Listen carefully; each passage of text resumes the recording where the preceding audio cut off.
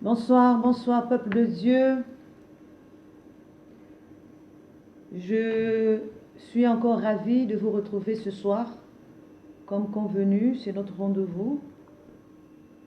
Et comme à notre accoutumée, nous allons parler des choses célestes, des choses de notre Père, qui veut encore nous édifier, nous aider à nous étendre et à atteindre notre être suprême. Alors sans plus tarder, nous allons dire une prière pour recommander ce moment entre ces saintes mains. Nous prions. Gloire à toi Jésus pour ce moment. Nous te demandons, Seigneur, de venir et de prendre le contrôle, de nous assister et fais que ta pierre de la connaissance touche ma bouche afin que je sache quoi dire à ton peuple, et fais en sorte également que ton peuple soit disposé à écouter ce que j'aurai à dire venant de toi. Gloire et honneur à toi dans le nom de Jésus. Amen. Alors, ce soir, nous allons parler de la terre salée. C'est notre thème, la terre salée. Et nous allons tirer notre enseignement dans le livre de Job, le 39e chapitre, du 8e au 9e verset. Nous le lirons au nom de notre Seigneur Jésus.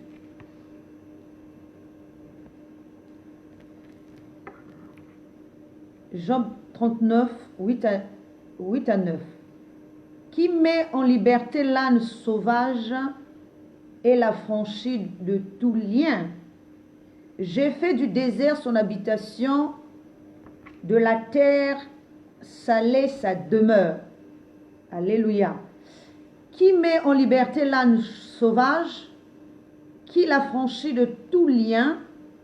J'ai fait du désert son habitation, de la terre salée sa demeure. Alléluia.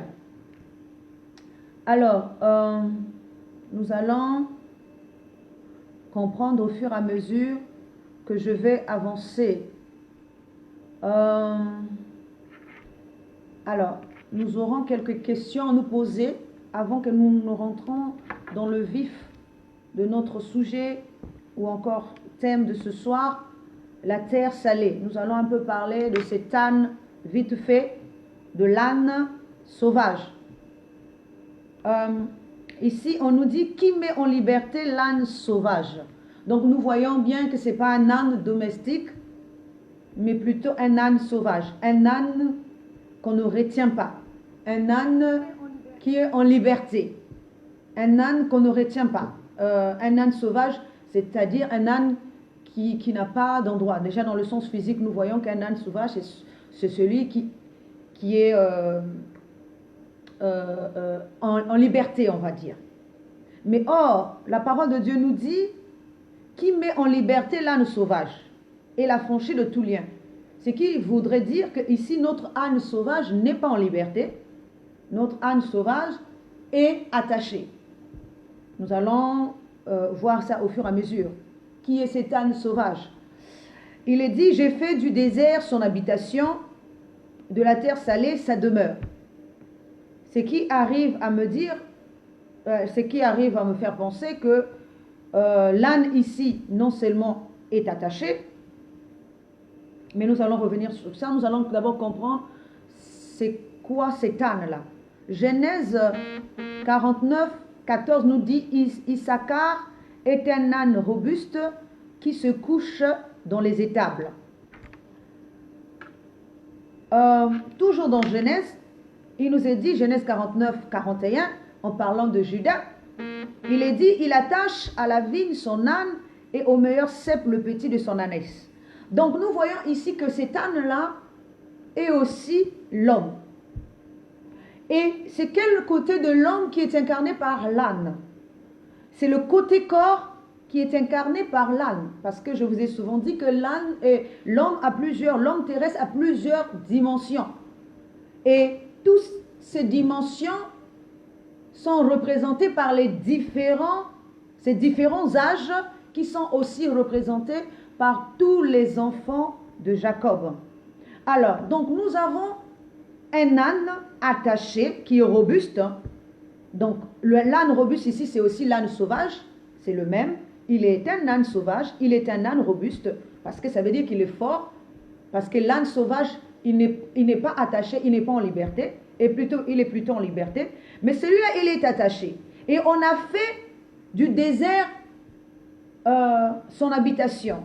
Que représente le désert ici? Le désert ici représente ce qui ne pousse pas, ce qui n'a pas de sémence. Donc il est un corps qui n'a pas de sémence. Il est un corps qui ne pousse pas. Et ici on nous parle de la terre salée. Dieu dit, et j'ai fait de son habitation la terre salée. J'ai fait de la terre salée sa demeure.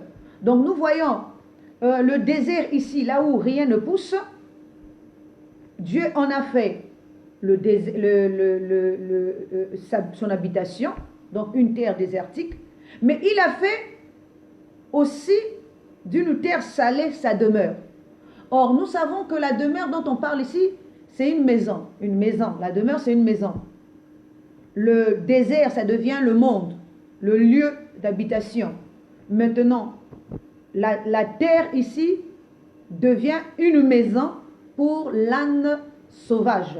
Or, la terre dont on nous parle ici, nous allons progressivement avancer, est un corps. Et quand on parle de demeure ici, nous savons que pour le moment, l'homme vit dans, comme le dit Paul, nous gémissons dans cette tente avec l'espoir de porter notre domicile céleste, une demeure qui n'a pas été faite de main d'homme. Donc, quand il s'agit de domicile, ou encore de tente, ou encore de demeure, il faut voir un corps. On ne parle pas de demeure physique, parce que nous sommes spirituels, nous parlons un langage spirituel. Donc ici, nous voyons que Dieu a fait d'une terre salée sa demeure, donc son corps. Son corps est devenu une terre salée. Nous savons également que, ça j'ai pas pris, mais que Ismaël, le fils d'Agar, est aussi un âne. Mais ici, dans ce contexte-là, on nous parle d'Issachar, qui est un âne robuste et qui se couche dans les étables. Nous savons également d'une part que le Seigneur Jésus est né aussi dans une étable. Or, l'étable ici représente la chair, la partie terrestre, la partie terrestre, la partie parce que la brebis ici c'est toujours l'homme. La brebis c'est toujours l'homme. Donc, or cette brebis est gardée quelque part. Donc, on a fait comme ici. Donc, l'étable devient une demeure.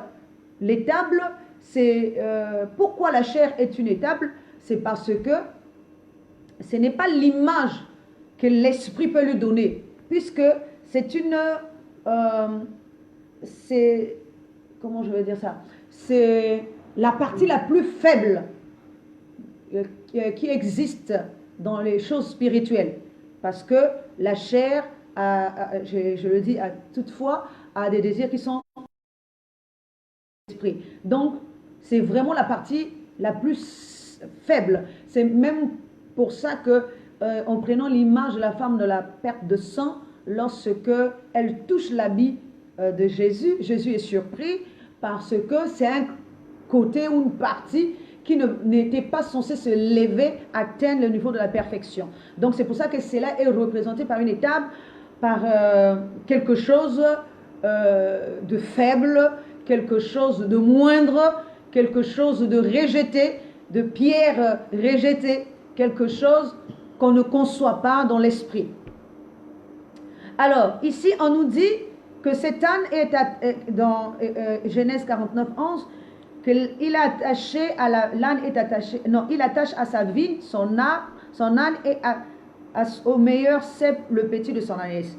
Or, nous savons que Jésus, pour rentrer dans Jérusalem, il a fallu qu'il soit monté sur l'âne qui est le petit de l'ânesse.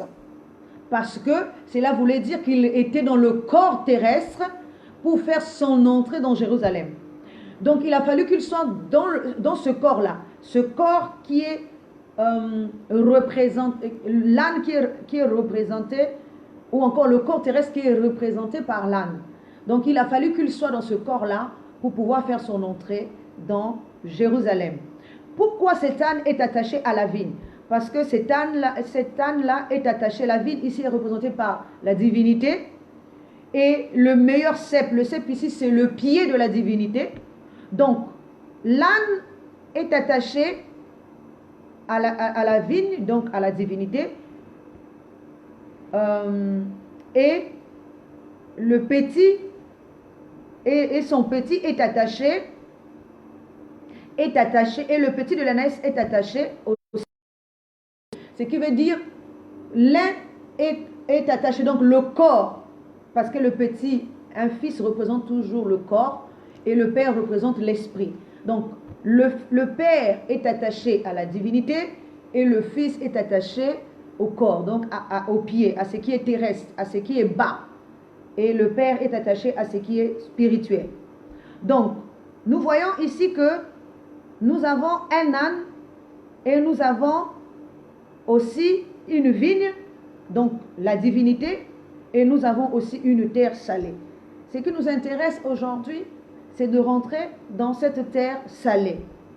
Pourquoi Dieu a fait de la terre salée une demeure pour l'âne? Pourquoi Dieu a fait de la terre une demeure? Alors, nous allons commencer à nous poser quelques questions. La première question que nous allons nous poser, c'est quoi la terre? Je l'ai dit tantôt, la terre ici, c'est toujours le corps. Et c'est quoi le sel? Parce qu'il faudra que nous puissions comprendre d'abord le sens de tous ces mots-là avant que nous puissions entrer définitivement dans la pensée ou dans la vision que je veux vous apporter aujourd'hui. C'est quoi? Pourquoi Dieu a fait de la terre salée la demeure de l'âne? Nous allons avancer. Nous avons répondu déjà à cette question. C'est quoi la terre? La terre, c'est le corps, c'est la demeure. Et c'est quoi le sel? Le sel ici, c'est l'esprit de connaissance, c'est la sémence. C'est l'esprit et c'est la sémence. C'est l'esprit de connaissance qui a de la sémence. Parce que la connaissance, c'est déjà la sémence. Alors, pourquoi salée? Pourquoi cette terre est-elle salée? Parce que la terre peut ou ne pas être salée. Pourquoi cette terre serait-elle salée? Cette terre, c'est le corps. Et elle doit être salée parce qu'il lui faut du goût. C'est comme un pain physique. Quand on fait un pain physique, hein, il faut mettre du sel pour donner du goût. C'est comme le corps de l'homme également. S'il n'y a pas de sel dans le corps de l'homme, il n'y a pas de goût. Dans un sens physique aussi, nous savons que dans le corps de l'homme, il y a du sel. Mais là, je suis en train de parler de manière spirituelle. Le corps de l'homme doit avoir de la connaissance. Si l'homme n'a pas de connaissance, ça veut dire que ce corps-là est... Et Dieu consomme seulement un corps qui a de la connaissance. C'est pour ça qu'il est dit, mon peuple périt faute de connaissance. Si tu as rejeté la connaissance, moi aussi je te rejetterai. Un corps qui n'a pas de connaissance est un corps fade. Et Dieu ne consomme pas de corps fade. Nous savons que Dieu ne mange pas ce qui est fait de main des hommes, mais Dieu mange ce qui a été fait de lui-même. Or, ce qui a été fait de lui-même est le corps de l'homme. Alors, si le corps de l'homme est le temple de Dieu, c'est que Dieu consomme l'homme. C'est-à-dire Dieu vit dans l'homme. Dieu existe à travers l'homme. Dieu, s'il n'y a pas d'homme, c'est comme nous les pasteurs ou les hommes de Dieu. S'il n'y a pas de peuple, nous n'existons pas. C'est comme Dieu. S'il n'y a pas l'homme, Dieu ne peut exister, mais sans exister. Parce qu'il lui faut un peuple. C'est comme un président, quelque part. S'il n'y a pas de peuple dans un pays, il n'existe pas. Donc, il faut un corps pour Dieu pour exister. Et si ce corps n'est pas consommable, si ce corps manque de connaissance, manque de lumière, pour Dieu, c'est un corps inconsommable, c'est un corps fade. Alors, donc nous voyons ici que ce corps-là doit avoir du sel, c'est-à-dire du goût, afin qu'il soit agréable à Dieu. S'il n'a pas du goût, s'il n'a pas de connaissance, il n'est pas agréable à Dieu, donc Dieu ne peut pas consommer ce corps-là. Alors, nous allons voir encore un autre aspect des choses. Dans Matthieu 5, 13, il nous est dit, vous êtes le sel de la terre, mais si le sel perd sa saveur, avec quoi la lui rendra-t-on? Il ne sert plus qu'à être jeté dehors et foulé aux pieds par les hommes. Oui, quand on nous dit ici, vous êtes le sel de la terre, ce n'est pas des slogans, parce que pour beaucoup, nous répétons les choses sans comprendre le fond de cette chose-là. Nous répétons seulement pour en faire des slogans. Je suis le sel de la terre. Mais c'est quoi d'abord le sel de la terre? Il faut d'abord comprendre le fond de la pensée de Dieu. C'est quoi le sel? Ce n'est pas un sel physique. C'est de la connaissance. Mais c'est l'esprit que... Donc l'esprit ici, c'est la connaissance. C'est l'esprit de connaissance qui est le sel de la terre. Ce n'est pas n'importe qui.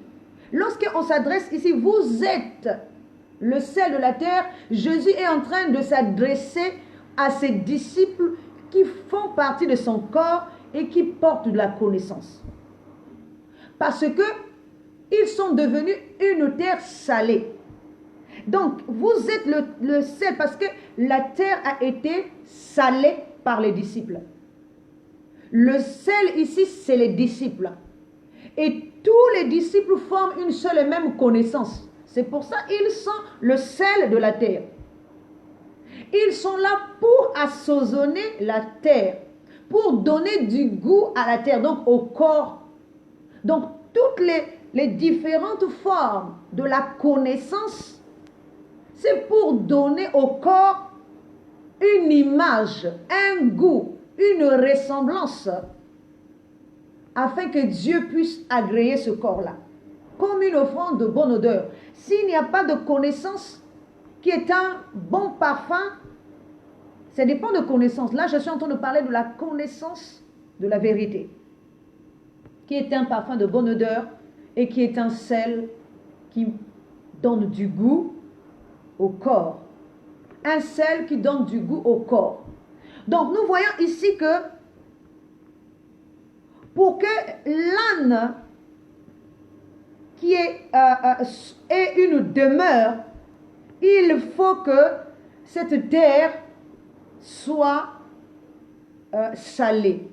Et comme je disais, tous les disciples de Jésus ne font qu'une seule et même connaissance. Parce que tous les prophètes de Moïse forment aussi une connaissance. Mais leur connaissance est une connaissance fade, qui n'apporte pas de goût à la terre. Ce qui veut dire que depuis que la terre est terre, il n'y avait pas de goût à la terre. C'est pour ça que Dieu ne consommait pas la terre. Il a fallu que Dieu en mette le sel. Nous allons le voir au fur et à mesure. C'est-à-dire que Dieu puisse maintenant s'aimer le sel. S'aimer, mettre de la sémence afin de donner du goût. C'est-à-dire la connaissance doit s'imprimer sur la chair afin que la chair ait du goût. Afin que la chair se distingue. Si la parole ne s'imprime pas sur la chair ne peut pas avoir du goût. La chair ne peut pas être une terre salée. Nous allons le voir au fur et à mesure.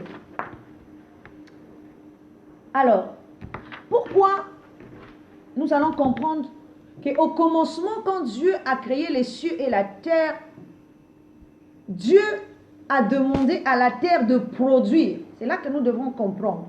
Dieu a demandé à la terre de produire de la verdure. 3 choses. Dieu a demandé à la terre de produire de la verdure, c'est-à-dire de l'herbe verte. Dieu a demandé à la terre de produire de la sémence de l'herbe portant de la sémence. Ça, c'est la deuxième chose. Dieu a demandé à la terre de produire de l'arbre portant des fruits. Donc, nous voyons ici que la terre à partir du moment où on leur donne de produire de la verdure, donc de l'herbe verte, de produire de l'herbe ayant de la sémence, portant de la sémence, et des arbres portant du fruit, ce sont trois formes de la connaissance. Ce sont les trois formes de la connaissance. Or, nous allons encore comprendre encore une autre chose. Les animaux marins, les oiseaux du ciel, ou encore la mer, le ciel, n'a pas de sémence, d'après ce que la Bible nous dit. La parole de Dieu nous dit, seule la terre a reçu l'ordre de produire trois sortes de connaissances. Trois sortes de connaissances. Donc les trois sortes de connaissances là, c'est dans Genèse 1:12, vous pourrez lire.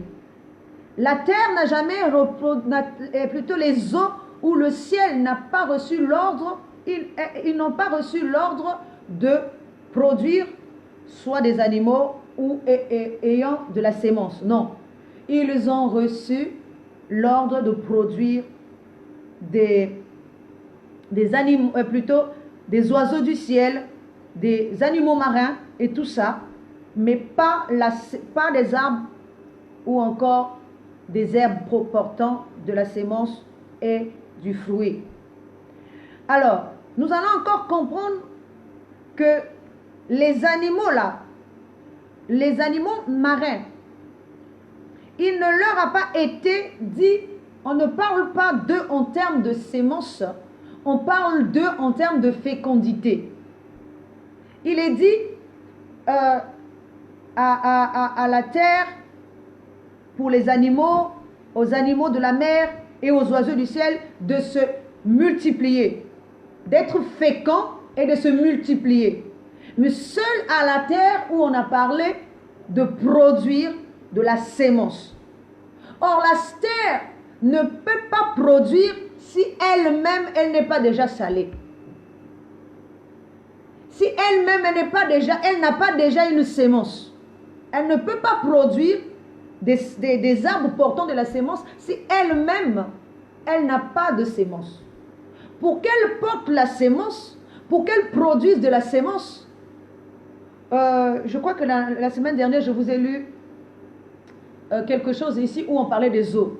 Que les eaux ne portent que la sémence des eaux n'est que des eaux qui débordent. Alors, or, dans le cas de la terre ici, la sémence de la terre et les arbres, la verdure, l'herbe verte et l'herbe ayant de la sémence. Nous allons comprendre au fur et à mesure qu'est-ce que cela veut dire. Donc les autres ont reçu la fécondité, la multiplication, alors qu'elle, elle a reçu, une part d'elle a reçu la sémence et une part d'elle a reçu la fécondité. Parce que lorsqu'elle reçoit maintenant l'ordre de produire les animaux, on demande à ces animaux-là de se reproduire. Ce qui veut dire qu'elle a l'image et la ressemblance. C'est que les autres n'ont pas. Elle a l'image et la ressemblance. Donc, l'image ici, c'est la sémence et la ressemblance, c'est la fécondité. Donc, lorsque nous fécondons, il y a une reproduction. Il y a une multiplication. Il y a une reproduction. Donc, lorsque nous sommes dans le corps, celui qui naît dans le corps ne reproduit que le corps. Or, il y a une différence entre la parole, donc la connaissance, et or la sémence dont on parle ici, c'est donc la connaissance. Alors que les autres ont des formes de corps, différents corps, donc qui est représenté par la fécondité et la multiplication de ce corps-là, qui ne fait que se reproduire, alors que celle qui a la sémence, c'est la terre. Nous allons comprendre. La terre, donc que représente d'abord la verdure ou encore l'herbe verte que la terre produit en premier. L'herbe verte ici est représentée par la connaissance terrestre Or, cette connaissance que la terre produit en premier ne nourrit que le côté animal de l'homme. Parce qu'il nous est dit toujours, je ne vais pas le lire, mais vous pourrez le lire vous-même, il nous est dit que à l'homme, regardez bien ce qui est dit en premier lieu, à l'homme de manger l'herbe avec la sémence et les fruits avec, et plutôt les arbres, les fruits des arbres, mais aux animaux de la terre, on leur a dit de manger que de la verdure. On ne leur a pas demandé de manger l'herbe avec la sémence ou encore l'arbre avec son fruit. Mais on a demandé aux animaux de la terre de manger. Ce qui nous fait croire que sur la terre ici, nous avons 3 catégories d'hommes. Ou encore 3 dimensions d'hommes, de l'homme. 3 dimensions de l'homme. Le côté animal, hein, qui mange la verdure, donc la connaissance terrestre et spirituelle. Or, le corps terrestre, c'est celui qui mange la verdure, l'herbe verte. Le corps spirituel, donc le second homme, en nous toujours, donc l'esprit, lui, il mange de l'herbe portant de la sémence. Il mange de l'herbe portant de la sémence.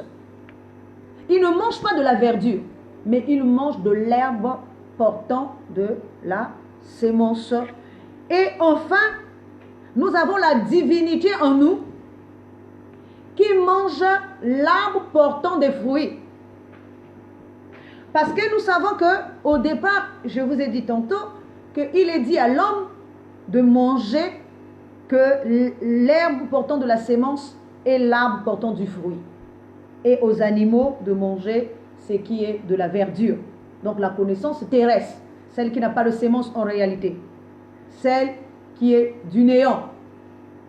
Alors, pourquoi j'ai dit que l'arbre ici, c'est la divinité, et l'herbe ici, c'est l'herbe ici portant de la sémence, c'est le corps spirituel. La divinité ne mange que des fruits.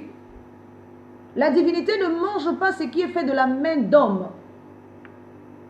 Et pour que elle consomme l'arbre, il faut que cet arbre-là porte les fruits. Or, les fruits que l'arbre est en train de porter ici, c'est les fruits de la connaissance, qui sont la patience, la persévérance, la bénignité. La divinité ne consomme pas ce qui est terrestre. La divinité consomme ce qui est haut. Donc, ce qui est hauteur. C'est pour ça qu'on prend l'image d'un arbre portant des fruits. Parce que l'arbre, c'est la hauteur. Et pourquoi on parle de l'herbe portant de la sémence? Parce que cela a un effet. Or, l'herbe, la verdure, l'herbe verte, n'a pas de sémence, c'est une connaissance qui n'a pas d'effet, qui n'est pas producteur, qui est une connaissance stérile, qui ne se reproduit pas. Mais l'herbe portant de la sémence, c'est une connaissance basse, bien entendu, mais qui a son effet, donc il y a une ressemblance. Elle produit aussi une ressemblance. C'est pour ça qu'on prend l'image d'une herbe, c'est-à-dire ce qui est par terre, pas ce qui monte. Et donc nous voyons ici que cette connaissance a de l'effet, mais c'est la ressemblance et il y a aussi l'image de Dieu. Dans Genèse 1, 29, il nous est dit qu'au départ, l'homme, c'est dans ce passage qu'on nous a dit qu'au départ, l'homme devait manger seulement que l'arbre portant des fruits et la sémence et l'herbe portant de la sémence. Vous pourrez lire à la maison. Et plus tard, on dira maintenant toujours à l'homme maintenant de manger les animaux sur la terre. Mais nous voyons que c'est la progression de l'homme.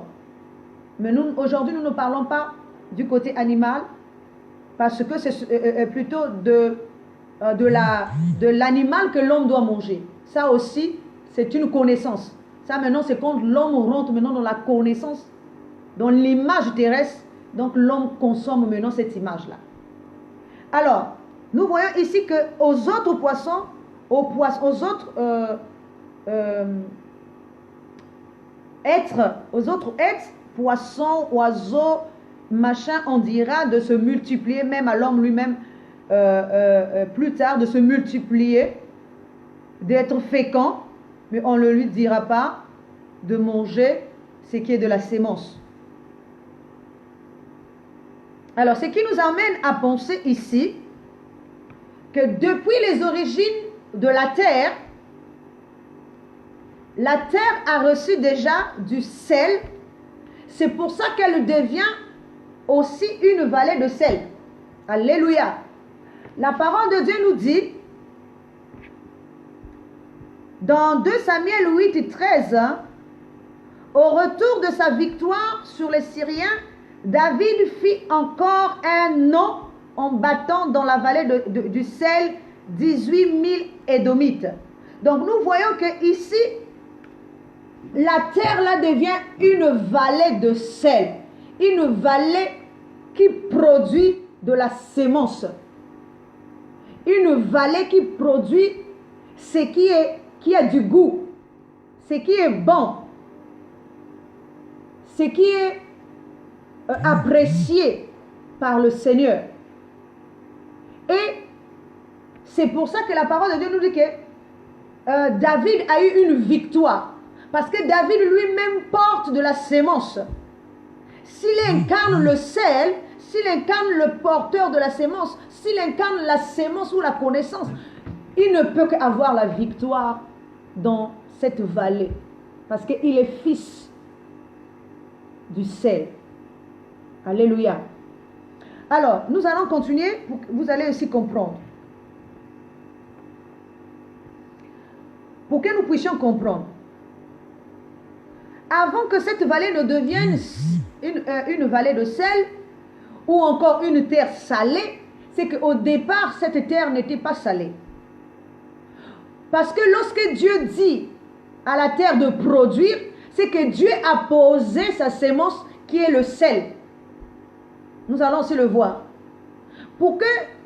Parce que si la terre, avant de produire la connaissance, il faut d'abord qu'on lui mette d'abord la connaissance. Comme Marie. Avant que Marie n'enfante l'esprit de lumière, il a fallu d'abord qu'on mette la lumière en elle. Pour qu'elle soit un corps de lumière afin de pouvoir couver la lumière et d'enfanter la lumière. Puisque nous savons que Jésus est la lumière du monde. Jésus est le sel de la terre. Alors nous voyons que avant que la conscience terrestre, avant que la terre ne puisse enfanter le sel, il a fallu d'abord qu'on puisse mettre le sel. Nous allons le voir dans Juge 9, 45. Il nous est dit, Abimelech attaqua la ville pendant toute la journée. Il s'en empara et tua le peuple qui s'y trouvait. Puis il rasa la ville et il sema du sel. En temps normal, pourquoi Abimelech avait-il besoin de s'aimer du sel dans cette ville? Premièrement, il a fallu d'abord une bataille, un combat. Je vous ai souvent dit ici, on ne peut pas prendre la ville. Si on prend la ville, c'est qu'avant il y avait une sémence fade qui était là. Il a fallu que Abimelech, donc qui est représenté par la divinité céleste, vienne combattre la mauvaise connaissance, la mauvaise compréhension, l'image terrestre, après, et ayant eu la victoire sur cette image, il peut maintenant s'aimer. Parce que s'il enlève tout ce qui appartenait à la première connaissance, à la première image, au premier, parce que tout ce qui était sur cette terre-là, nous allons le voir aussi au fur et à mesure. Ça veut dire que cette terre-là n'appartenait pas d'abord à Abimelech. Cette terre-là appartenait d'abord à la connaissance terrestre. C'est comme nous, aujourd'hui, lorsque nous regardons les choses terrestres, nous n'appartenons pas au Dieu céleste. Nous appartenons au Dieu de la terre, c'est-à-dire à la divinité terrestre, à la divinité qui se couche. Nous n'appartenons pas à la divinité qui se lève. Il faut qu'à un moment donné, qu'il y ait un combat entre moi et moi-même. Ce qui est mort en moi et ce qui veut prendre vie en moi. Afin que ce qui est mort en moi disparaisse et que ce qui est vie prenne vie. Nous allons comprendre que Abimelech ici attaque la ville, tue tout le peuple, rase toutes les maisons. Donc on lève tout ce qui appartenait au vieil homme avant de s'aimer enfin le sel. Sinon en temps normal, pourquoi s'aimerait-on du sel? Le sel ne pousse pas. Le sel n'est pas un fruit ou encore un arbre pour qu'on puisse le planter dans le sol, dans la terre. Le sel ne pousse pas. Le sel n'est pas une sémence dans le sens physique. Mais pourtant, dans le sens spirituel, le sel est une sémence. C'est-à-dire la connaissance de vérité qui apportera le goût. Il faut d'abord... Donc nous voyons qu'ici, Abimelech qui vient prendre possession de cette terre-là. Et la divinité céleste qui vient arracher l'épouse de quelqu'un. Mais pour cela, il faut qu'il fasse mourir l'homme ou encore le mari de cette femme-là, pour qu'il en prenne possession, pour qu'il en mette la sémence. Nous allons le voir encore plus tard. Je vais revenir sur ça. Donc nous voyons ici que Abimelech plante parce qu'il veut prendre possession de la femme. La femme ici, c'est toi et moi. Nous sommes, notre conscience est la femme à prendre. Dieu veut venir prendre cette femme qui aujourd'hui n'est pas encore son épouse. Et l'épouse du côté terrestre. Oui, comme Jésus. Jésus, lorsqu'il vient prendre Israël, ou encore l'épouse, il vient prendre l'épouse là, qui est déjà épouse de quelqu'un d'autre. Qui est déjà l'épouse de Moïse. Qui est déjà l'épouse de la partie terrestre. De la loi de Moïse, de la loi qui est représentée par la lettre, de la ressemblance. Et lui, il est l'image. Il veut venir prendre cette femme-là. Mais pour prendre cette femme-là, il faut tuer son corps, le corps. Afin que, si on ne tue pas le corps terrestre, la femme, l'épouse ne peut pas rentrer dans le corps spirituel. Parce que l'image, c'est le corps spirituel. Et la ressemblance, c'est le corps terrestre. Si on ne tue pas le corps terrestre, on ne peut pas rentrer dans le corps spirituel. Nous continuons.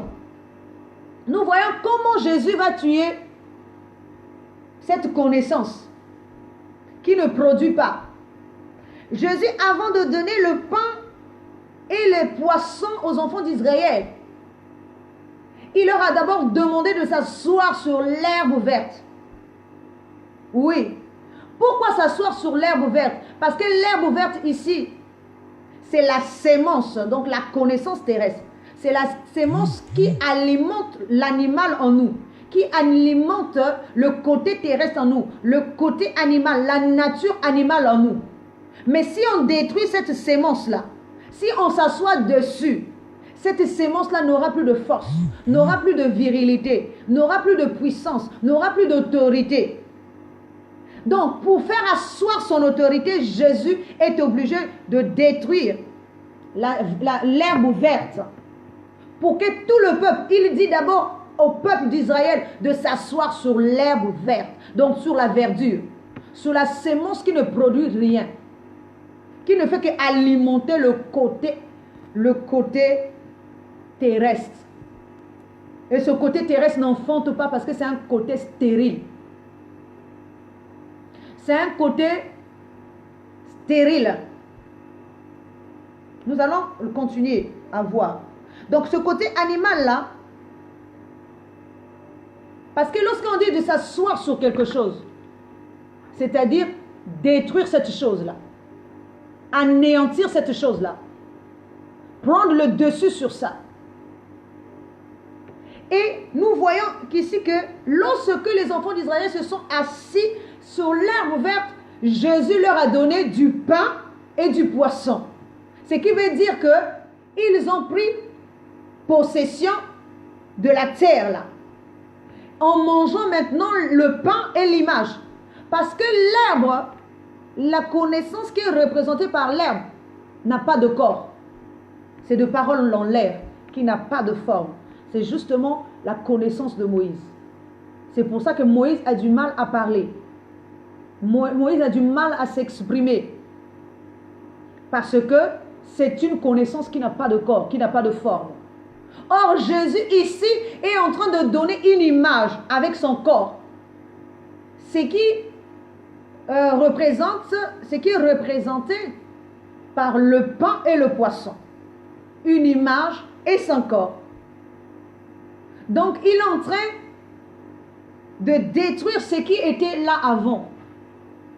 Mais il demande à l'épouse qui est représentée par Israël qui doit consommer. Donc recevoir sa sémence à lui. Sa sémence à lui, c'est le pain et le poisson.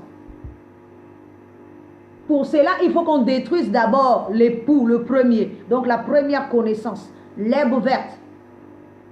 L'herbe qui n'a pas de corps, qui n'a pas d'effet, qui ne produit pas.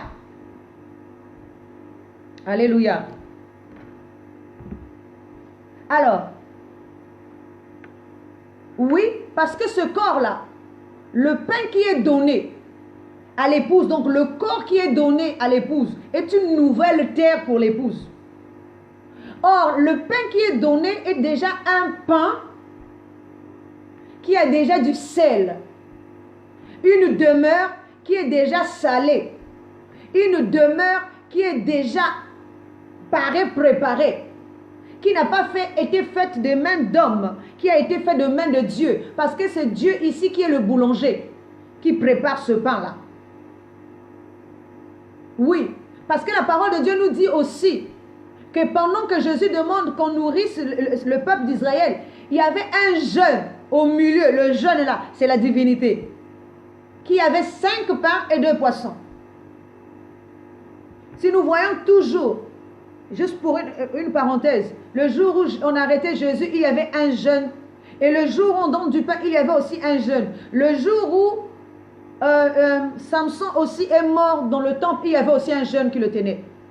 Donc le jeûne ici représente la divinité en nous. Donc c'est lui qui détenait le pain. C'est lui qui avait le pain. Le pain ici, c'est maintenant le corps spirituel qu'il faut donner. Et un poisson. Et 2 poissons pour 5 pains. Pourquoi le pain là devait être salé? Dans Lévitique 2,13, il nous est dit, il est dit, tu mettras du sel sur toutes tes offrandes.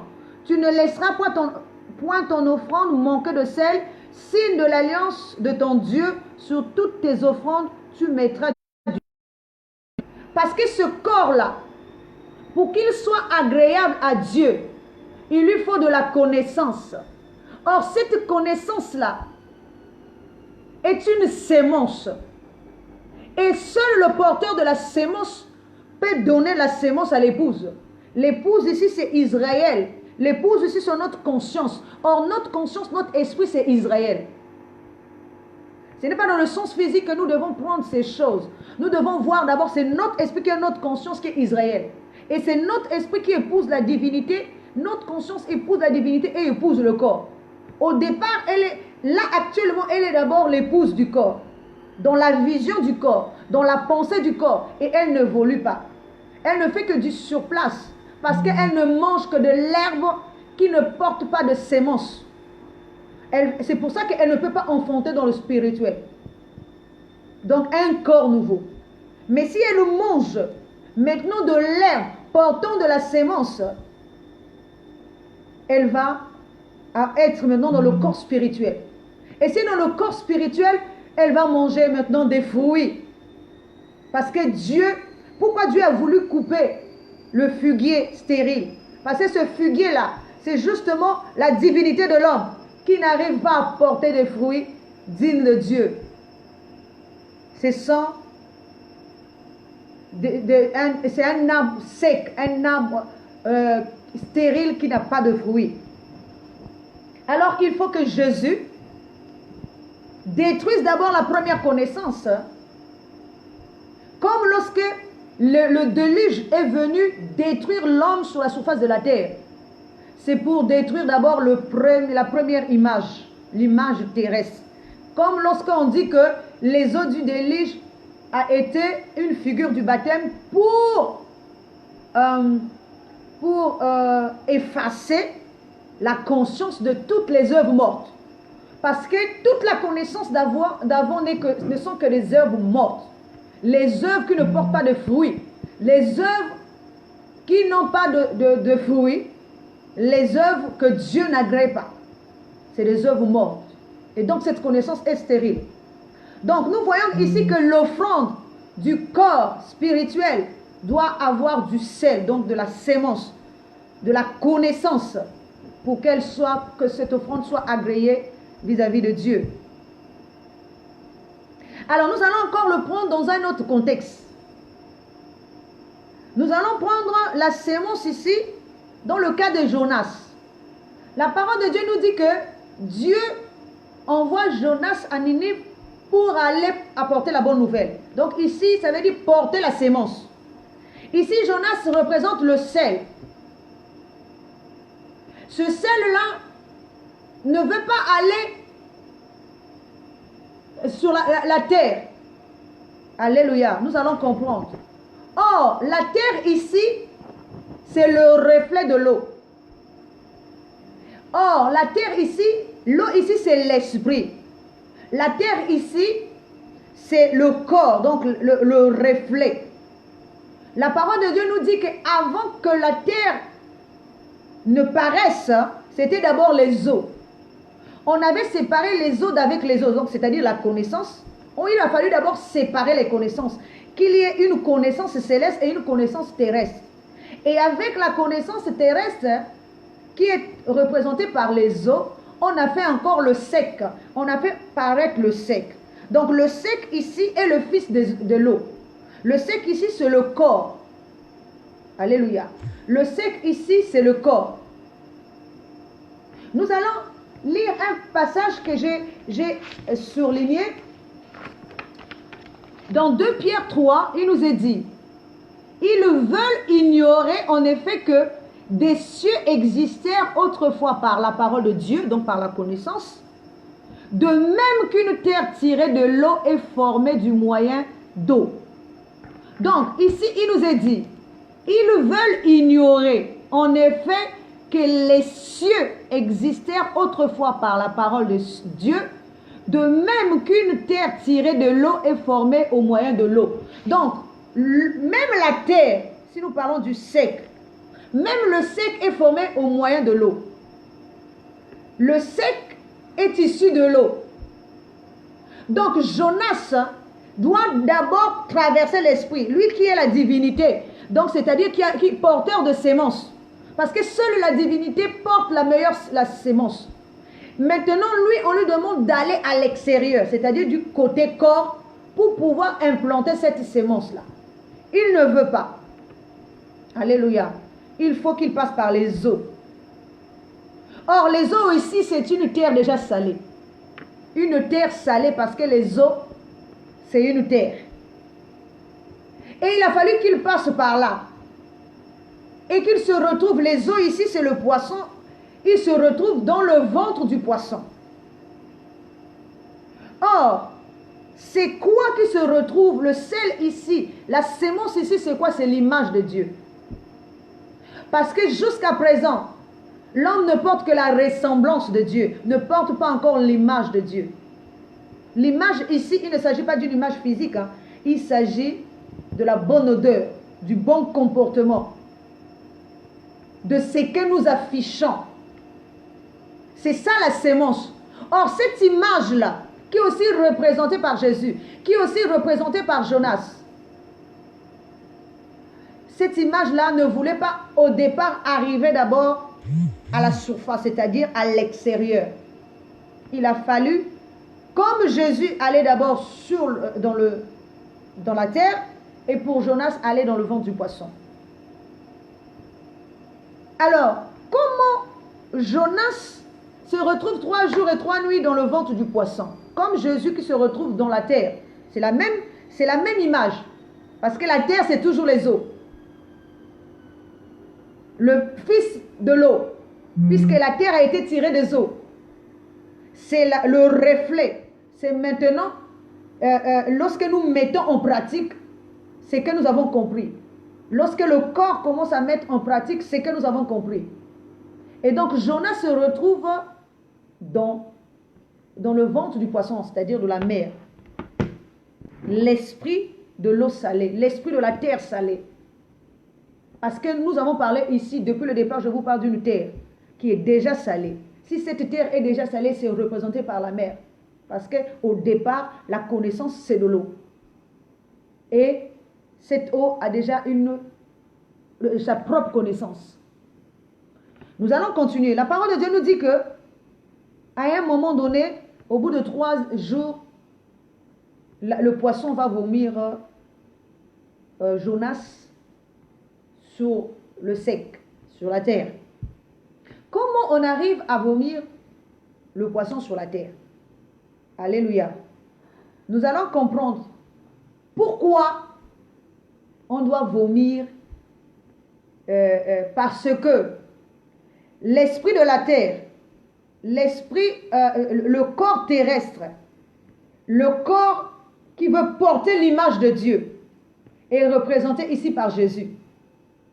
Le corps terrestre, qui est une patrie éloignée de la divinité, lui, il doit porter, ce corps-là doit porter l'image de Dieu. Il sait que l'image de Dieu ne se trouve autre que dans la terre salée. Là, nous allons le prendre d'une autre manière. Soyez attentifs pour suivre. Le corps terrestre, le corps qui doit porter cette image, ici est représenté Jésus, qui doit passer, aller de l'autre côté. Mais pour passer, pour aller de l'autre côté, on lui demande de payer le passage. Or, pour aller de l'autre côté de la divinité, le passage qu'il doit payer, c'est l'image, le passage, donc le prix à payer, c'est le revêtement de l'image de Dieu. Or, à ce moment-là, l'image de Dieu se trouve dans le ventre du poisson. Comme dans la terre également. Cette même image. Et Jésus doit aller chercher l'image dans l'eau. Jésus doit aller chercher la ressemblance dans la terre. C'est pour ça qu'il est obligé d'aller dans la terre pour chercher la ressemblance qui se trouve dans les entrailles de la terre. Et il est obligé d'aller chercher l'image dans la bouche du poisson. La parole de Dieu nous dit que pour payer le passage, Jésus a dit à Pierre d'aller pêcher un poisson. Et dans la bouche de ce poisson-là, Pierre trouvera un starter. Or, un starter ici représente quoi? Une pièce. Et la pièce-là représente quoi? Une image. Parce que Dieu, lorsqu'il dit, et lorsque Jésus, en parlant du tribut qui portait l'image de Pharaon, il avait dit, quelle image figure sur cette pièce? Et les disciples avaient répondu que c'était l'image de César. Et Jésus avait dit, rendez donc à César ce qui est à César et à Dieu ce qui est à Dieu. Donc ce qui veut dire que la pièce qu'on va chercher dans la bouche est l'image de Dieu. L'image de Dieu qui était enfouie dans l'homme, dans l'esprit de l'homme, qui est représenté par les eaux. Et la ressemblance de Dieu est aussi enfouie dans le corps de l'homme, dans la partie terre. C'est pour ça qu'il est dit, écoutez bien ce qu'il est dit dans Ecclésiaste 12, 9e verset. Jusqu'à ce que, il nous est dit, jusqu'à ce que la poussière retourne à la terre et l'esprit à Dieu qui l'a donné. Donc l'esprit ici, c'est l'image de Dieu. Or, Jésus, sachant qu'il ne peut pas atteindre sa divinité sans avoir l'image de Dieu. Parce que Cette image-là ne veut pas venir sur la partie sec. Cette image a été avalée dans la partie de l'esprit, enfouie dans l'esprit depuis 3 générations. Cette image ne sort pas. Cette image vit dans l'esprit. Cette image dort dans l'esprit. Cette image ne vient jamais à l'extérieur. Depuis que nous attendons de refléter Dieu, de rentrer dans le bon comportement, dans la bonne nature, nous n'arrivons pas parce que l'image de Dieu est enfouie dans l'esprit. Parce que l'esprit est un gros poisson dans la mer qui a avalé l'image de Dieu représentée par Jonas. Qui lui-même, l'image de Dieu, la sémence, doit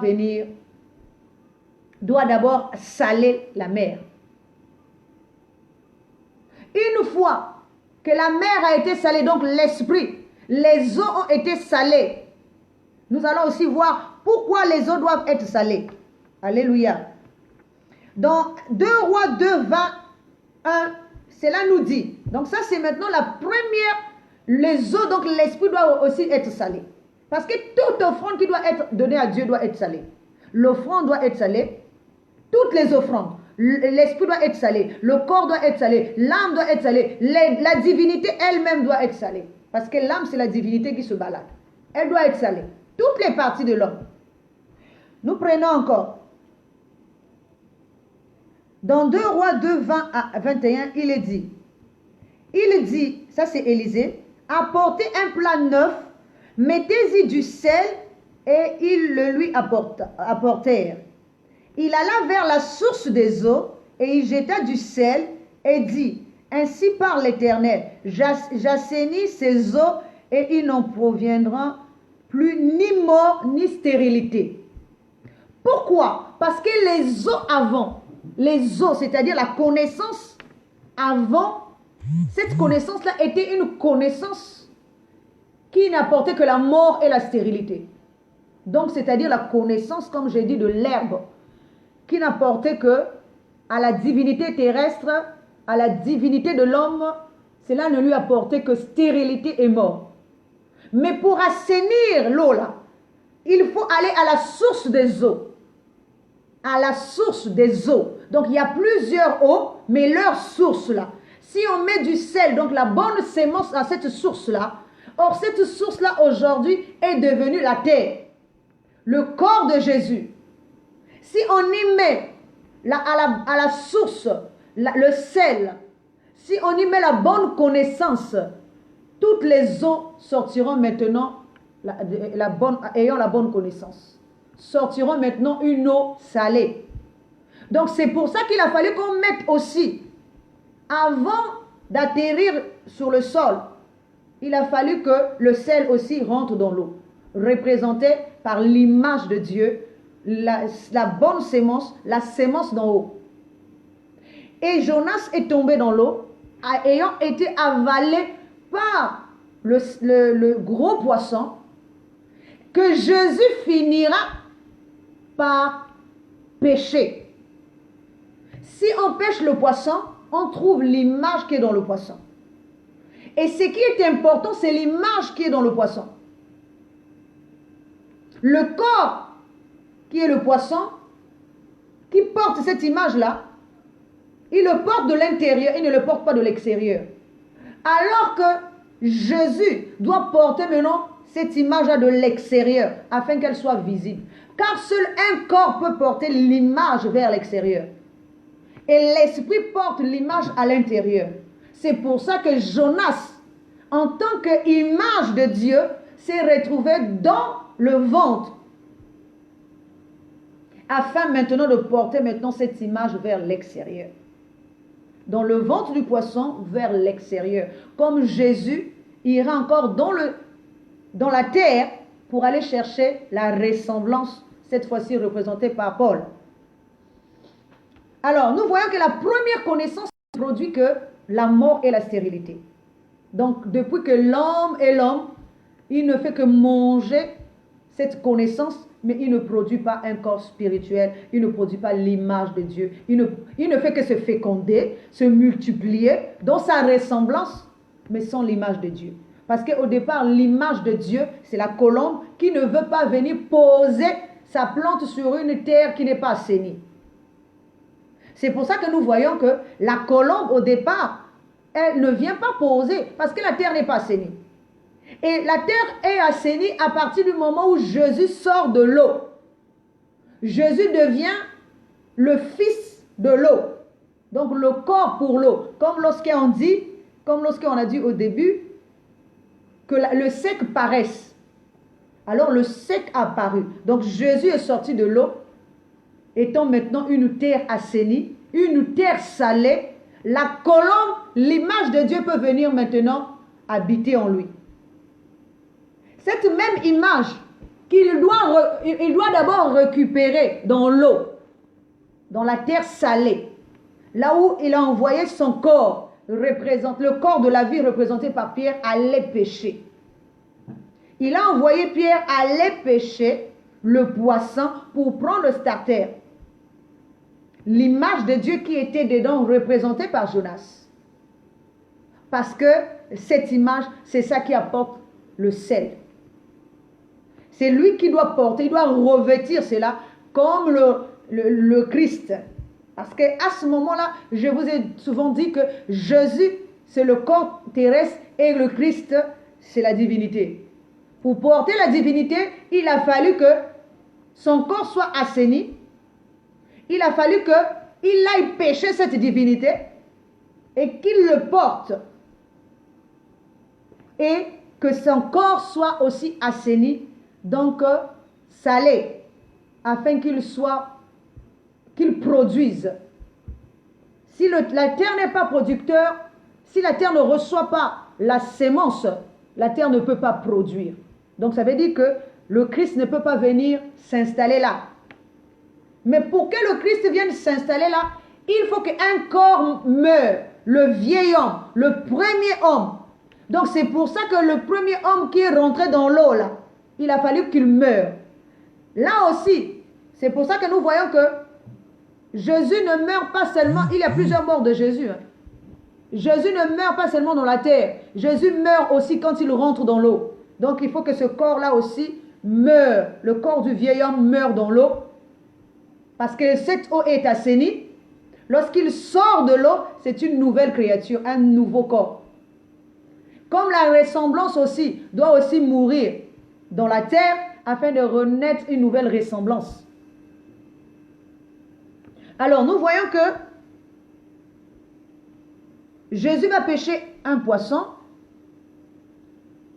et c'est la connaissance terrestre qui retenait captive l'image de Dieu jusqu'à ce que Jésus récupère l'image et Jésus porte cette image. Parce que l'image là est le billet. L'image là est le ticket de passage.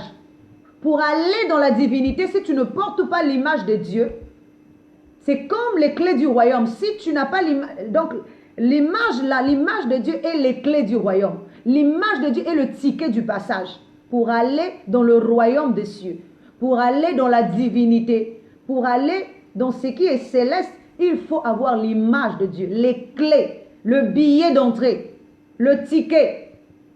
Si tu n'as pas, parce que lorsque tu portes l'image de Dieu, la terre, la nature, la création entière te reconnaît comme Dieu. La création se soumet à toi. La création,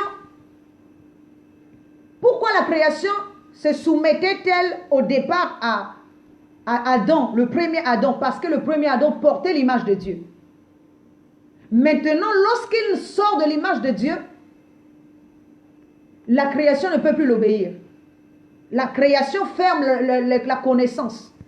Les anges, donc c'est-à-dire les chérubins commencent à agiter la connaissance pour empêcher l'homme de revenir à sa divinité. Mais le deuxième Adam, celui qui a progressé jusqu'à porter l'image là, c'est celui-là là, qui ira chercher l'image et le portera. Et lui, parce qu'il doit repartir, il doit rentrer maintenant dans le jardin, il doit repartir vers la divinité.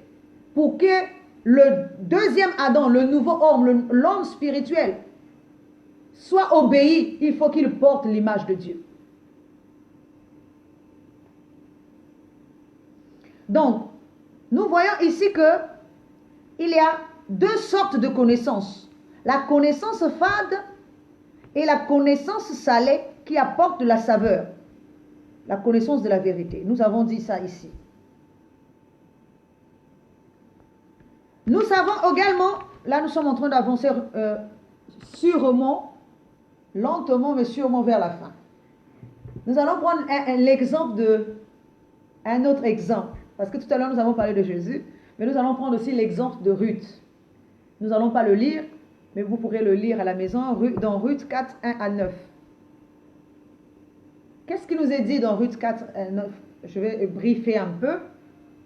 Il nous est dit que quand Boaz voulait prendre pour épouse Ruth, sachant que devant lui, il y avait quelqu'un d'autre qui avait le droit de rachat sur Ruth, qui représente la terre, la conscience terrestre, une pièce de terre que devait acquérir Boaz.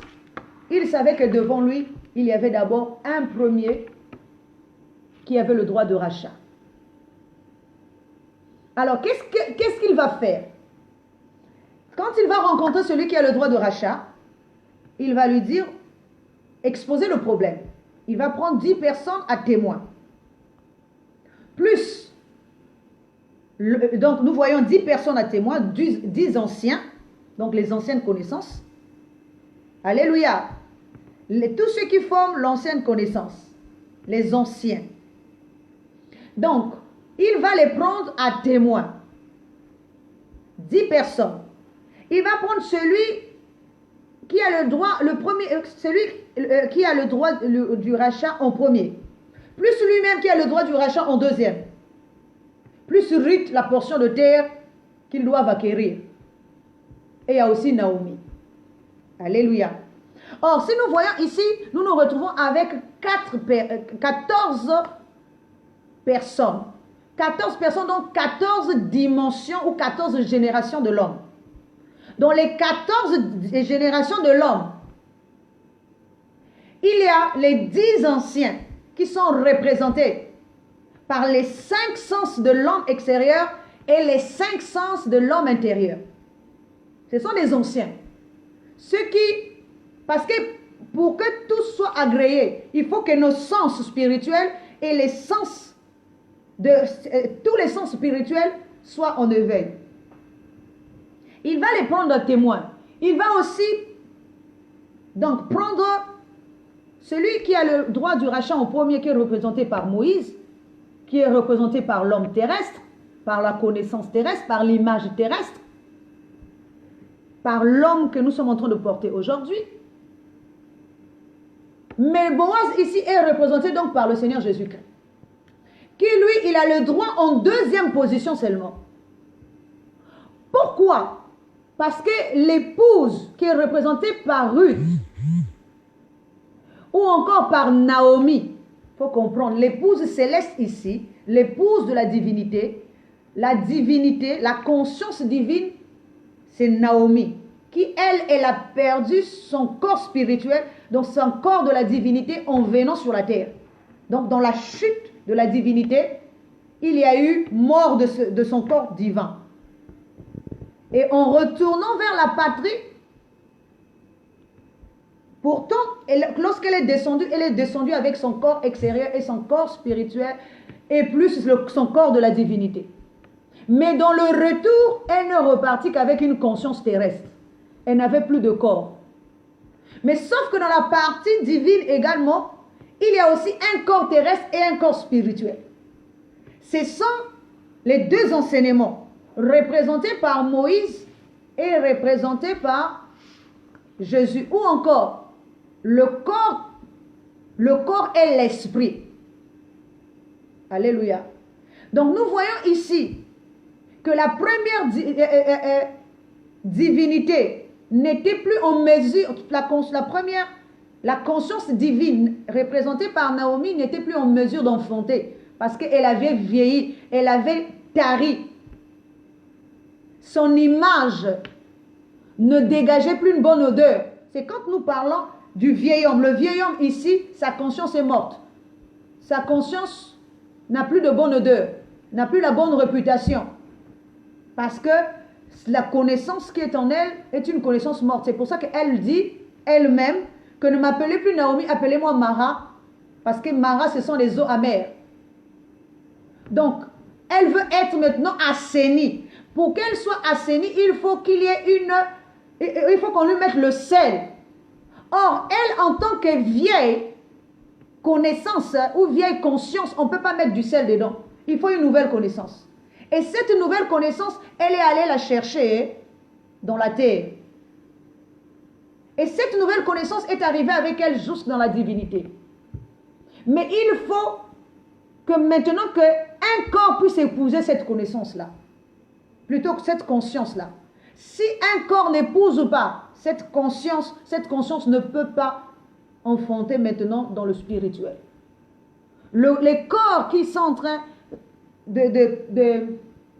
les corps qui sont en train d'attendre ici, c'est le corps représenté par l'esprit et le corps, ou encore le corps spirituel et le corps terrestre.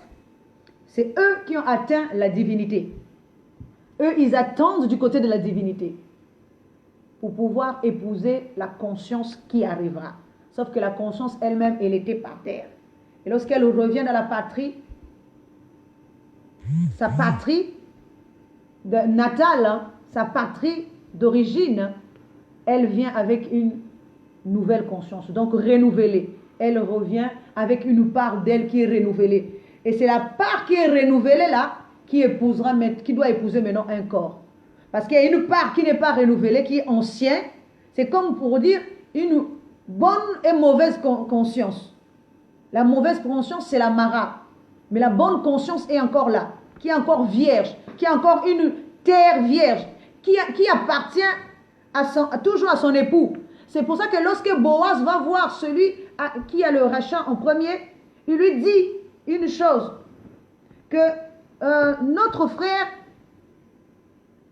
Elimelech a laissé une pièce de terre. Je te demande de l'acquérir. Celui qui a le rachat en premier va accepter. Mais sauf que Boaz va lui dire quelque chose en plus. Boaz va lui dire, si tu rachètes la pièce, il faut que tu suscites aussi au défunt un nom. Donc, c'est-à-dire un fils qui portera le nom du défunt. Alléluia. Or, la loi de la ressemblance, c'est là que nous allons voir. Parce que celui qui a le rachat en premier, lui, il a la ressemblance. Or, celui qui a l'image, la loi de la ressemblance est différente de la loi de l'image. Or, la loi de la ressemblance dit que seul un corps peut ressembler à un corps. Alors que la loi de l'image accepte par adoption. Donc, seul un corps peut donner un nom au corps. Tu ne peux porter, c'est comme la masse. On ne peut t'appeler masse que si... On ne peut t'appeler masse que si tu portes un nom. Et plutôt un corps. Si tu n'es pas dans un corps, tu n'es pas une masse. On peut te donner un nom que si tu rentres dans le corps. Nous voyons ici que, donc, c'est pour ça que celui qui a le rachat en premier, le droit du rachat plutôt en premier, va refuser. Parce qu'il ne veut pas que l'enfant qui naîtra ne lui ressemble pas, mais plutôt ressemble à l'image. Ça, c'est impossible. Parce que lui, Il est la ressemblance. Il a le droit de fécondité. Il a le droit de la reproduction. Et voilà pourquoi il va refuser. Parce que la terre qu'il doit acquérir ici, c'est la conscience de l'homme pour pouvoir planter une nouvelle sémence. Et la sémence qu'il va planter ici est représentée par le sel. S'il assainit la terre, s'il lui donne la sémence, et lui, il va refuser. Parce qu'il ne veut pas que l'enfant qui naîtra de Ruth porte la ressemblance du Père, donc de la divinité. Alors que lui, il est la ressemblance terrestre. Alors que c'est que celle qui doit prendre la terre, qui est représentée par Ruth, donc la conscience divine, doit donner l'image de la divinité. Doit donner la ressemblance de la divinité.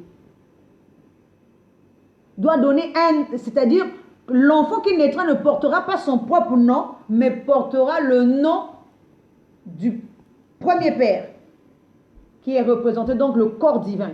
Donc la première ressemblance, la ressemblance de Dieu, la ressemblance divine, qui était représentée à l'époque par Elimelech.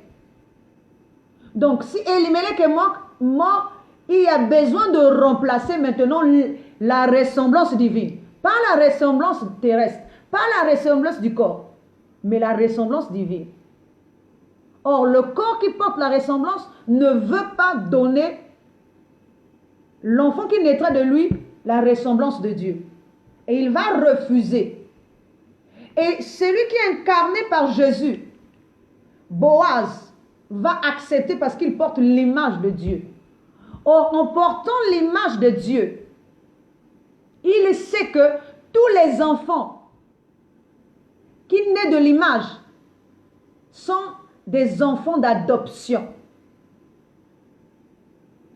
Et la ressemblance qu'il doit donner là n'est pas la sienne parce que l'image de Dieu, alléluia, l'image de Dieu, c'est aussi, doit ressembler au corps de Dieu, pas au corps de l'homme, pas la ressemblance de l'homme. C'est pour ça que l'homme ne pouvait pas être producteur dans le céleste, parce que l'homme n'a pas une image céleste. L'homme n'a qu'une image terrestre. Et cette image terrestre meurt. Et seule la ressemblance qui est divine. L'image terrestre, c'est une image de fente qui ne monte pas. Mais le corps terrestre est une divinité. Le corps terrestre monte jusqu'au ciel. Et c'est pour ça que, parce que c'est la ressemblance de Dieu. C'est cette ressemblance-là qui était autrefois Abimelech, qui était descendue. Donc la divinité qui chute. Il faut que maintenant elle retourne. Alléluia. Nous voyons que pour acquérir la portion de terre qui est représentée par Ruth, afin que cette portion soit salée, il a fallu qu'il y ait non seulement des témoins, tous les sens de l'homme doivent être en éveil. Pour que tous voient la même chose. Pour que tous rentrent maintenant dans l'image de Dieu. Pour que tous rentrent maintenant dans la perception de la divinité. Afin que maintenant, que l'image donne maintenant une sémence à la terre. Pour que la terre soit salée. Pour que la terre soit maintenant un pain qui sort du four. Un pain salé qui doit être consommé maintenant par la divinité. Or, le pain qui sortira du four ici, ça va être maintenant Obed, l'enfant de Ruth, donc le nouveau nous. Le nouveau divin que nous allons faire naître. Le corps de l'éternité que nous ferons naître. C'est le corps là qui est salé. C'est le corps là qui naîtra de la terre salée. C'est la sémence que la terre va recevoir et qui donnera une forme. Parce qu'elle-même, elle a été salée. Parce que toutes les dimensions de cette terre-là a reçu du sel. Et donc, ayant reçu de la connaissance dans tous les niveaux. Et c'est pour ça qu'il y a eu des témoins. Les 10 personnes ici, Si nous voyons, ça c'est la génération de l'homme. Il nous est dit dans la parole de Dieu, dans la généalogie de Jésus, il y a 14 générations, 3 fois 14. 14 générations. Donc si nous prenons les 10 hommes qui sont les anciens, nous prenons la ressemblance, nous prenons également l'image, nous prenons également les 2 consciences célestes et ça nous fait 14 générations de l'homme. Et c'est ça, les dimensions de l'homme. Mais si nous laissons même Naomi à côté, nous allons voir que nous avons 12 corps pour une conscience. Et la conscience ici, c'est Ruth. Donc la 13e terre, le 13e corps. Parce que Mara, c'est de l'eau amère, ce qui veut dire qui est stérile, qui n'est... Même si elle est dans le ciel, elle ne peut plus enfanter.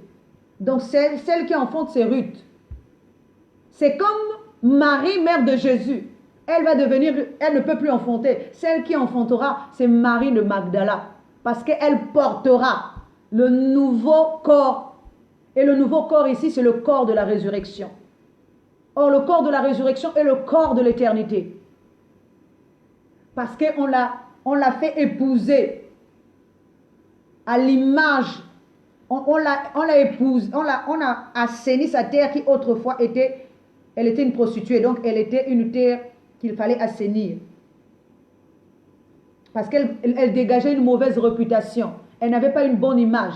Si elle épouse l'image de Dieu, elle peut enfanter. Si elle épouse Jésus, si elle épouse l'image de Dieu, elle peut enfanter un enfant spirituel, un corps de l'éternité, un corps de la résurrection. C'est pour ça qu'elle a le message de la résurrection qu'elle peut propager aux 12 autres. Alléluia. Et nous voyons que pour que cet enfant qui va naître porte le nom de la divinité, porte l'image de la divinité et sa ressemblance, il faut que celui qui porte la ressemblance puisse renoncer à la ressemblance. Parce que la ressemblance, ça ne lui appartient pas. Pourquoi? Parce qu'il va enlever le soulier. Le soulier ici, c'est l'autre partie de la connaissance. Parce que la connaissance a 2 ailes. La connaissance a 2 pieds. La connaissance est formée de 2 tables. Et je crois que c'est à Ézéchiel qu'on nous demande de réunir les 2 tables. Donc réunir la même image, ressemblance et image ensemble. Donc lorsque la partie terrestre renonce à sa ressemblance, il donne la chaussure à l'image afin que l'enfant qui sortira d'eux porte et l'image et la ressemblance de Dieu. Donc un nouveau divin, renouvelé, réfectionné, restauré. Alléluia. Donc nous voyons ici, il a renoncé. Et il a donné le soulier. Le soulier ici est représenté par la connaissance. La partie que lui détenait. Et il faut que ça soit au milieu de tout le monde. Parce que dans tous les sens de l'homme doivent percevoir. Le goût doit dire, c'est un corps salé. La vue doit voir pour dire, c'est vrai, c'est du bon. L'oreille doit entendre pour dire, oui, j'ai entendu. Le toucher doit aussi toucher pour voir, oui, j'ai touché, c'était ça. Et oui. Et le nez doit aussi sentir la bonne odeur, la bonne image de Dieu. Le bon parfum pour dire, oui, c'est ça. Donc, quand ils font tout ça, là, ils concluent quelque chose pour qu'elle puisse faire naître un nouveau corps, un nouveau corps éternel à l'homme que nous sommes. Et pour clôturer, nous allons voir toujours l'image sous une autre forme. La parole de Dieu nous parle de David.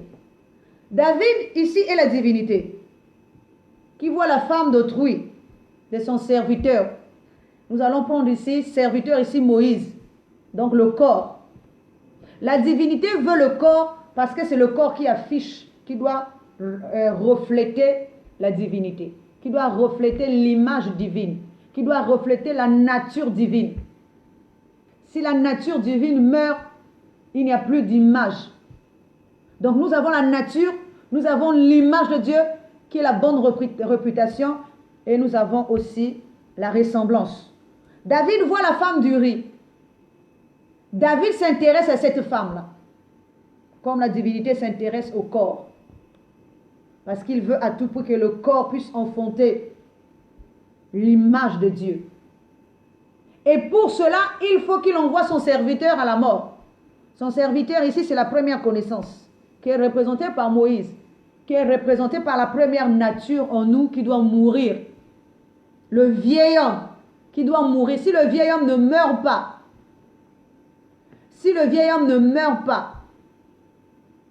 le nouveau homme ne peut pas apparaître. Sauf qu'il y a la loi qui dit que si tu prends la femme de quelqu'un, c'est à toi de lui susciter une descendance.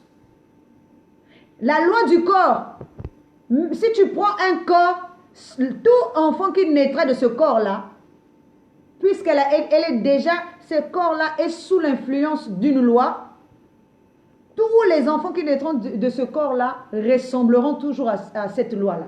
Donc auront l'image de ce corps-là. C'est que David ne veut pas. Alléluia. Qui est aussi représenté par Jésus. Là, nous sommes en train d'aller à la fin. Je clôture. David ne veut pas. David enfante un premier enfant qui est l'image exacte.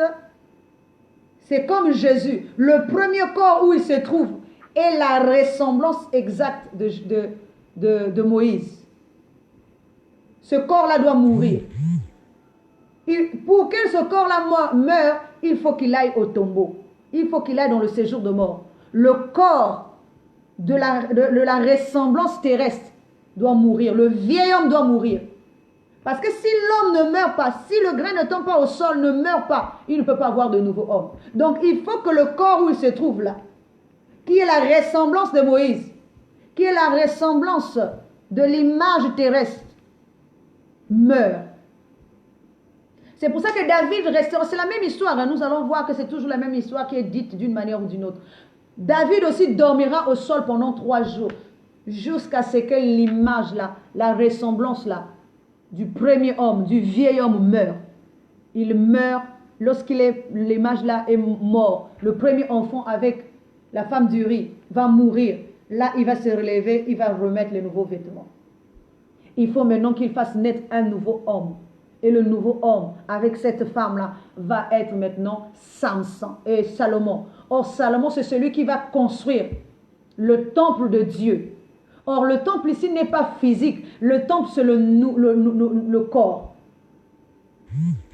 Or, dans la dimension de l'esprit, et plutôt du corps, même ce temple-là est détruit. Mais dans la dimension de l'esprit, ce temple-là, c'est le corps éternel.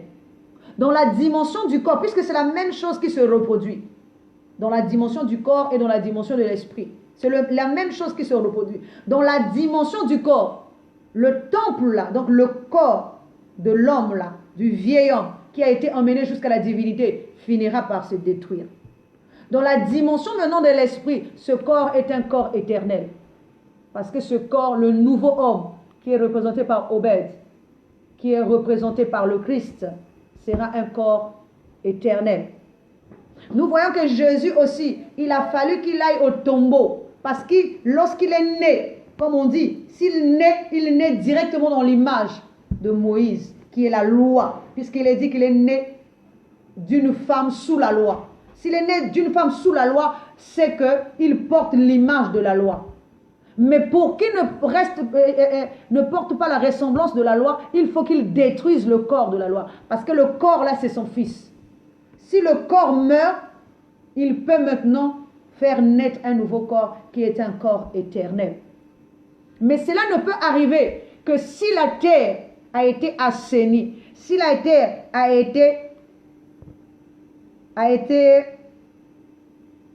été salée. Comme Ruth reçoit la sémence pour pouvoir faire naître un enfant uni. Or, un enfant uni, c'est la réconciliation entre la ressemblance et l'image de Dieu. La ressemblance et l'image de Dieu.